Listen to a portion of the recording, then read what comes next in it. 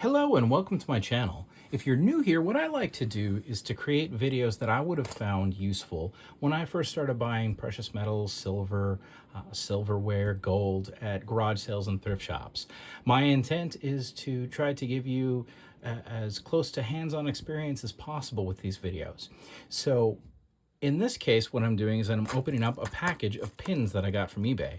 If you've been around here a little while, you'll realize I really am kind of addicted to buying pins off of eBay. And there's a variety of reasons for that.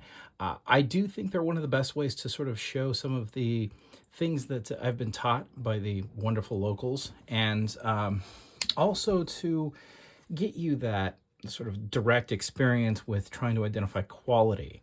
And quality is what you need to be able to spot if you want to spot treasure on the cheap. And that's what I like to do, is I like to buy treasures for as cheaply as possible. So without further ado, let's get in here and see what we bought. Now I'm not entirely sure what these are. I actually like to do it that way because it's a surprise to me. You're seeing my process as it unfolds. And this is something that was, I worked on this a lot locally at thrift shops and garage sales. I really like pin bins. You know, if you've ever gone into a thrift shop and there's like a whole little tub full of pins, digging through that is one of the things that I've found extremely pleasurable. And sadly, my favorite pin bin is gone now. So my closest reproduction to the pin bin is to buy these lots off of eBay, which are just, just a pile of random pins. And we will see. So I'll go through here and we'll have a look. We'll start with why I bought this particular auction, because my personal rule is that I won't grab an auction unless I spot something that I think is likely to be worth the cost. And I should be clear, I don't usually pay more than 20 bucks for these, maybe 25 with shipping. Unless it's like really, really, really good. I just, I'm spending entertainment money on this. And if you are thinking about doing what I'm doing here, definitely keep in mind this is entertainment. I don't think anyone could really make a living doing this very easily, and it would be kind of a struggle to do that. In this case, probably the main reason I bought this was this little Ford bit right here. So these are like an award. It looks like a little award dongle. These are frequently made out of gold fill, which is gold that is a thick karat gold plated on one side. But sometimes these things are solid gold, usually 10 karat. And the nice thing is that they're usually very easy to tell because they're typically marked. So let's have a look here and see if we've got solid or 10 karat.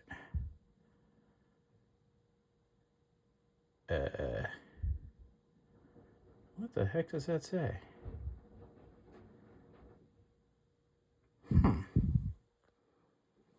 Generally, they are more clear than that, and that's why I like them so much. 10K. Okay, yeah, there we go. We can see it.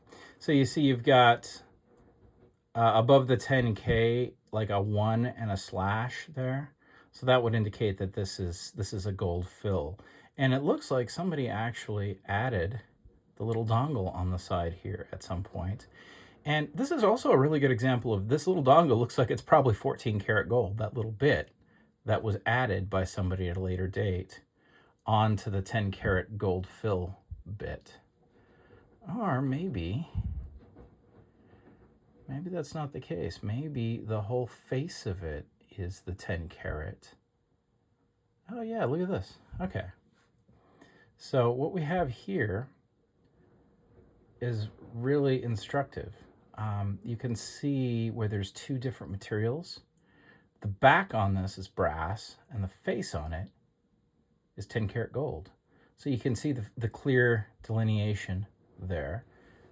And you can see that this whole back is brass and then the whole front is gold. And actually that dongle was probably part of this piece from the start by the looks of it.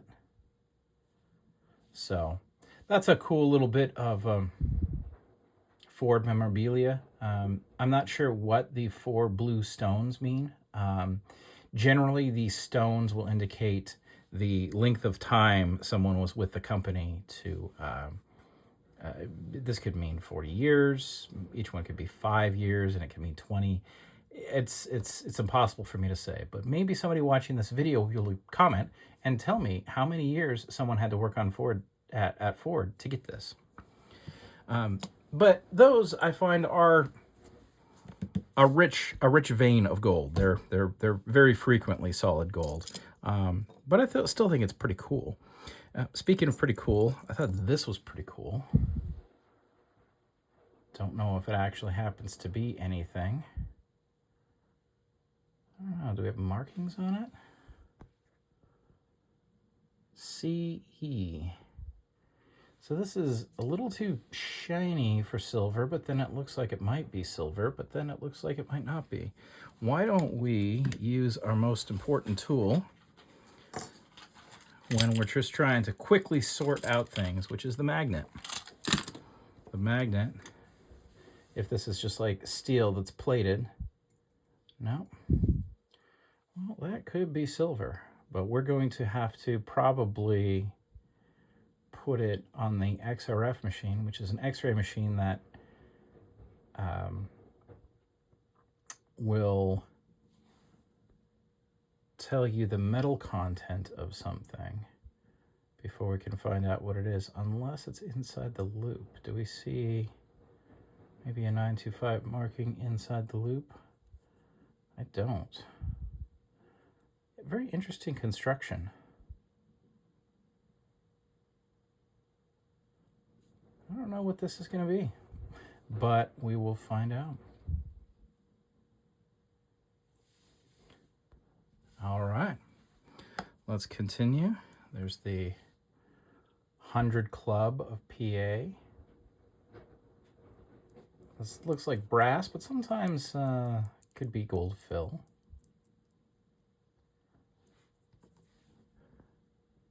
Union made. I don't see any other markings. And if it's union made, it should have markings denoting what it's made of. So that guy is just going to be brass. We'll set that aside. Little Roadrunner pin. This guy looks maybe sterling. I don't know. The pin is definitely not sterling.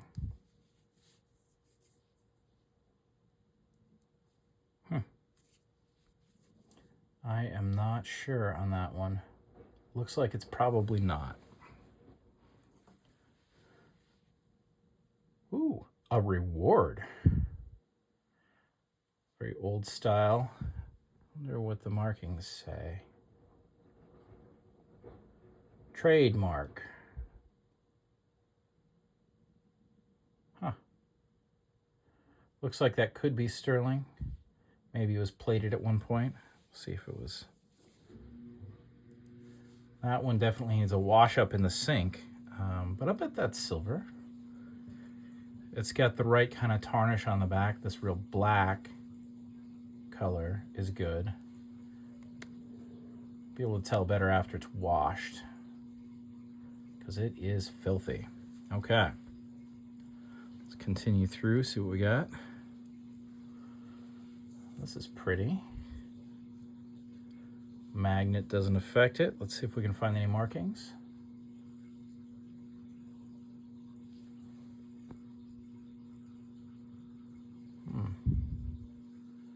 Don't see any.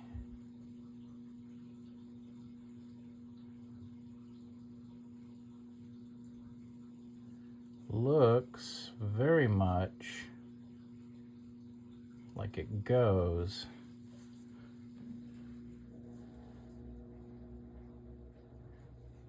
Definitely, whoever liked this stuff liked both of these, and it may just be polished up sterling. We'll have to check those on the machine. Little poodle, looks like it was gold plated at one point. Reacts to the magnet, so that's just steel. Ferrous metal of some type. Oh, Look at that. That one's sterling. Looks like it's probably, it's got the L on there. That might be Native American. We'll have to see if we can figure that one out later. What do we got here? Butler University, Indianapolis, Indiana. This looks like it's probably, oh yeah, plate. Future Farmers of America. That just looks like it's plate. I think it's made to look like it's silver, but it's probably just brass with silver plate over the top. Generally, these will tell you that they're sterling. You can tell right now that one's just plate. Softball. And again, very clearly gold plate.